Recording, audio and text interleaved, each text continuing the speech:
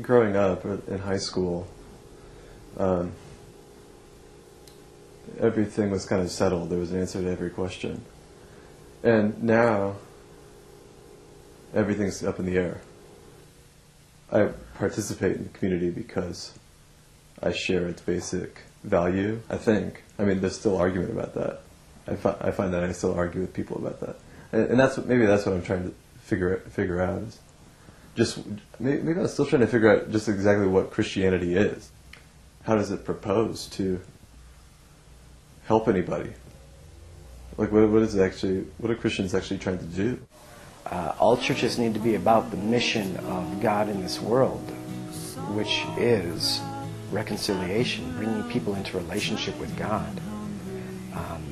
And they need to see that as an active, outgoing thing, not a passive, inwardly turned thing, where we try to make ourselves as appealing to the world as we can and hope that they knock on the door or happen to wander in. I shouldn't say usually, but often when I go in to hear the sermon, it's like, okay, I've heard this one before. And then I want to leave as soon as music starts just because I'm not sure what the point is. I see preaching as sacramental.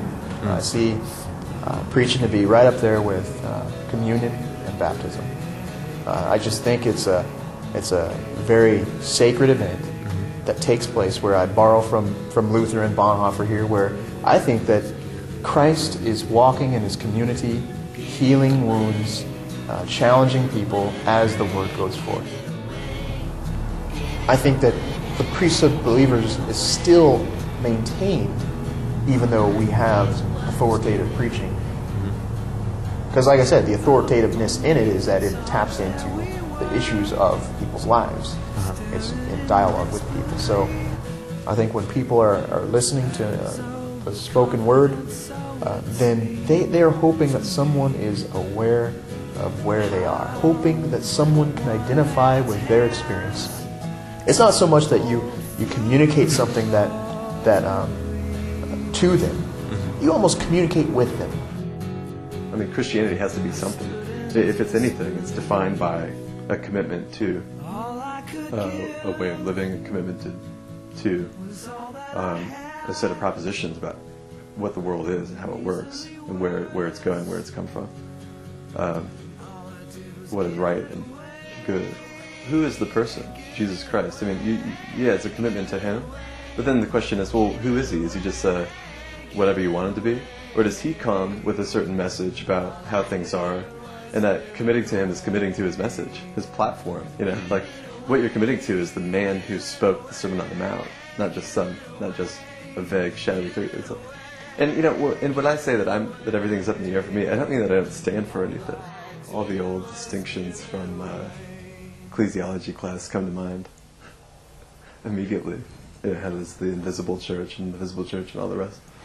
But I don't think that's what you're interested in, and I'm not very interested in it either. The invisible church, of course, is invisible, so there's no sense talking about it. I guess you could talk in abstractions. Even when I go to a service, I end up bumping into somebody that I haven't seen for months, and we'll just talk on the stoop and never make it into the sanctuary.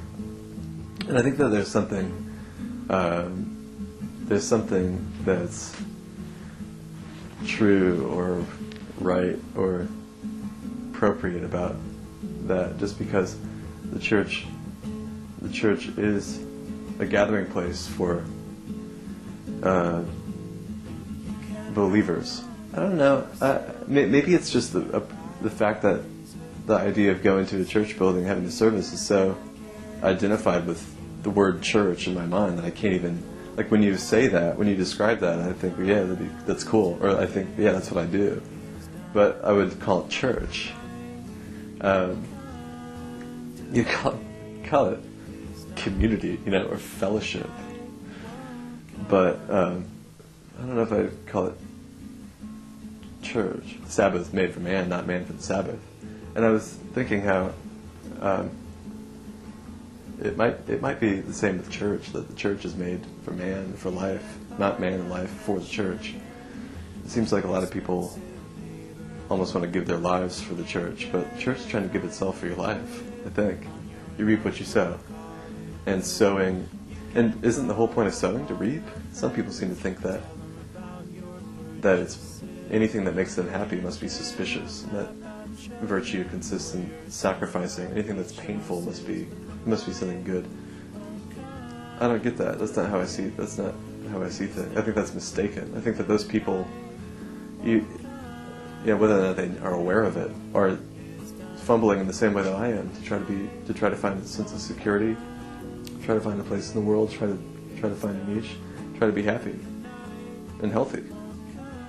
Now, it's not that I'm averse to going, if I can help out in some way, I'm not averse to that, but then I thought, if this doesn't really do anything for me, what's it doing for anybody else? Maybe they've got a different approach or something. And I've kept a foot in the door, but lately I've just been so much more interested in learning how to do relatively practical things, like learning how to sew and learning how to brew. Somebody asked me what my spiritual gift was. I said, I don't know. I'm not really interested in the conversation. I don't know what the significance of the word spiritual is. I'd like to know what my gifts are. And I want to learn. I want to put myself in a position where I would be perfectly capable, even an expert, at taking somebody who's in a bad way and meeting their physical needs. And I don't know if I'm really prepared. I mean, I could do it, but anyway, I think I felt kind of ambivalent about the church, because it's like, on the one hand, I'm into this whole effort to try to find the truth and to try to conform ourselves to it, conform ourselves to the image of Christ, to learn how to be like Him, to change our lives for the better, to repent, all this stuff. But then when it actually came to figuring out how you can do that, how you can achieve that, it seemed like there was a complete blank. Maybe not a complete blank, but I want to know how to be an expert in living.